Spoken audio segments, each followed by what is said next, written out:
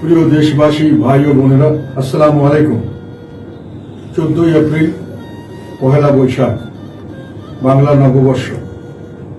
বাংলা নববর্ষ উপলক্ষে আপনাদের সবাইকে জানাচ্ছি নববর্ষের শুভেচ্ছা এবং অভিনন্দন। একই সঙ্গে আমি বাংলা ভাষাভাষী বিশ্বের যে যেখানে আছেন সবার প্রতি আমার বাংলা নববর্ষের অভিনন্দন এবং শুভেচ্ছা জানাচ্ছি। বাংলা নববর্ষ আমাদের দেশের একটি সার্বজনীন উৎসব। এখানে ধর্ম, বর্ণ সকলেই একসঙ্গে আমরা এটা পালন করি এবং এখানে এটার থেকে আমাদের পৃথিবীর বিভিন্ন দেশে যে নববর্ষ, সেখান থেকেও আমাদের শিক্ষা নেওয়ার বিষয় আছে। নববর্ষে আমরা পুরাতনকে পিছনে ফেলে সামনে এগিয়ে যেতে চাই। নববর্ষকে আমরা যত জরাজীর্ণ হতাশা সবগুলোকে, ব্যর্থতাকে ঢেকে ফেলতে চাই। সামনের দিকে আমরা নতুনভাবে দেশকে গড়ার শপথ নিব, নতুনভাবে এগিয়ে যাব। এটি আমাদের নববর্ষের প্রত্যয় এবং সেইভাবে আমরা এগিয়ে যেতে চাই। আমাদের দেশে এই নববর্ষ উপলক্ষে আমরা সকলে ঐক্যবদ্ধ হওয়ার একটা সুযোগ এসেছে। সকলে মিলে উৎসব একসঙ্গে করবো। এই ঐক্যকে যেন আমরা ধরে রাখতে পারি।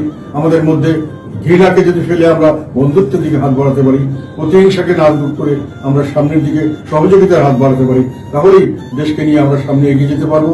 এবং আমি মনে করি আমাদের এই সময় এই নববর্ষটি অত্যন্ত তাৎপর্যপূর্ণ এবং এখানে আমরা যে অবস্থানে আজকে আছি, সকলে আমরা সব দ্বিধাদ্বন্দ্ব বলে আমরা সকলে আসুন আমরা এক হয়ে এবং ঐক্যবদ্ধভাবে এই দেশকে এগিয়ে নেওয়ার প্রত্যয় নেই। আমরা নিজেরা ভালো থাকি, সকলে মিলে আমরা ভালো থাকি। এটি হোক আমাদের আজকের দিনের শপথ।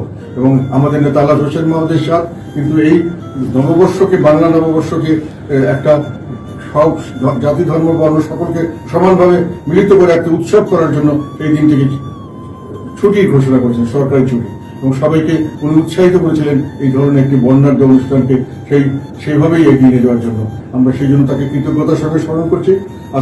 আজকে আবার এই নববর্ষ উপলক্ষে আপনাদের সবাইকে আমি নতুনভাবে বাংলাদেশকে সামনে এগিয়ে নেওয়ার প্রত্যয়ে আসুন আমরা সকলে এগিয়ে যাই, সকলে মিলেমিশে একসঙ্গে আমরা বাংলাদেশকে সামনের দিকে সমৃদ্ধশালী সুখী দেশ হিসেবে গড়ে তুলি, সুখী পরিবার হিসেবে আমরা সকলে বসবাস করি এখানে একসাথে, একই সঙ্গে এবং একই উদ্দেশ্য নিয়ে। সেটা হলো বাংলাদেশের ভবিষ্যৎ সমৃদ্ধশালী হোক, শান্তিপূর্ণ দেশ হোক। আমরা সকলে পরিবার পরিজন নিয়ে সুখ ও শান্তিতে যেন ভবিষ্যতে বসবাস করতে পারি, সেই লক্ষ্যে আমরা যেন এগিয়ে যাই এবং নববর্ষ থেকে এটা সূচনা হোক, এটি আমার প্রত্যয়।